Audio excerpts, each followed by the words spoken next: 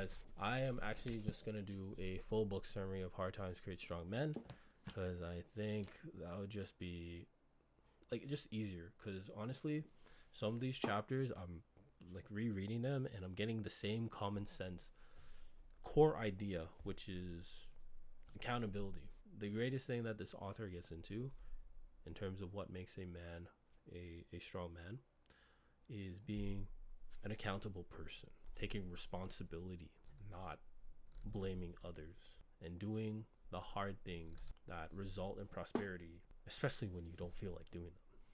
That's essentially what he gets into in the book.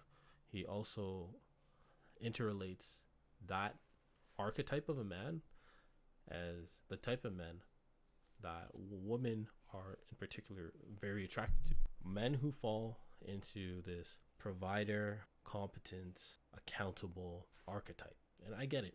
Like a woman, if she's going to go out and find a partner, she's going to want a guy to appear presentable. Like, your body is a status figure.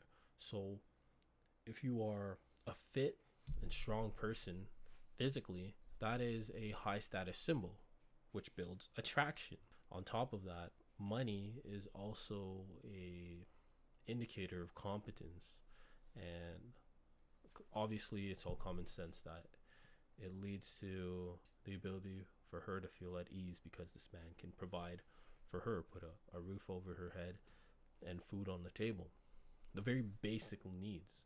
This book gets into the fact that at the very baseline of being a man, is to be someone where if you're in a survival situation, this is the man that you want on your team. This is the man that you can rely on to ensure that you will survive.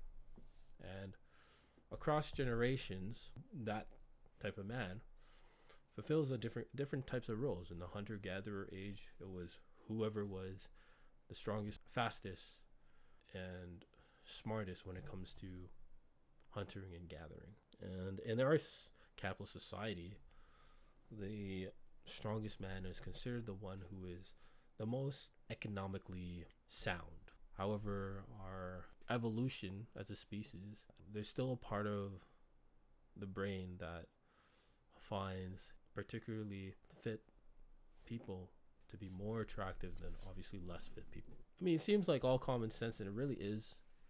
Just if you want a good, life as a man, just get your money up, stay fit, and you should do well with women. I mean, the other nuance to this is that's just getting your foot in the door. Like, having your money straight and being fit is what will make you visible to women, because for the most part, most guys are invisible to women. Like, they're not going to look to an average looking guy's way. He's invisible to her. As well as if a guy's like okay looking, but his money is like not so, she's not going to be able to see a future with this guy. So at the very baseline, if you want to be visible to women, you have to be handsome, meaning look the very best you genetically can look by taking care of your skin, getting good sleep, getting good hydration, eating good, going to the gym, and working on getting your money up, whether that be entrepreneurially or through a sound education and finding good job opportunities wherever they may be. That in and of itself is what will make you visible. Baseline. What will keep a woman?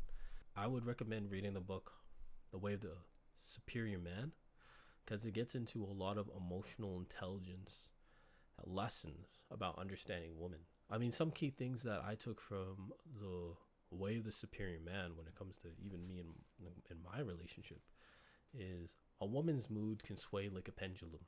They're like the ocean currents, never ending and always flowing, right? So if your woman is mad at you because you made some incompetent mistake, most of the time it'll be minor, like forgetting to wipe the counter in some way, or not putting the toilet seat down, like little things like that, and she'll like give you attitude. Just embrace her and just be loving, okay? Like, don't start an argument, don't just do name blaming or accusations. Just like let her yap, do her thing, like talk it out, listen to her empathetically, and just embrace her in your love. And like, there's some women that, you know, this won't be effective with. Like, there's no 100% guarantee for everything in terms of human relations, because everyone's different. But for the most part, a loving woman will embrace the man that she loves if he shows her love and attraction and empathetic listening and sympathizing for her and understanding her emotional state and being receptive to that, instead of making her feel like she's talking to a wall. Or a guy that puts on a macho bravado face and is just a fucking testosterone head. Okay, like, women don't want that, right? At the very baseline, a woman's gonna want a guy that she can feel safe with, and that comes biologically with being strong and fit, as well as having your money up. And the attraction will build as you make her feel loved. So the number one thing. And how do you make a girl feel loved? You take her out on dates, okay, and you have genuine conversations with her. You are very passionate in your lovemaking and make her feel really good. And you're good. You're golden. You'll do good.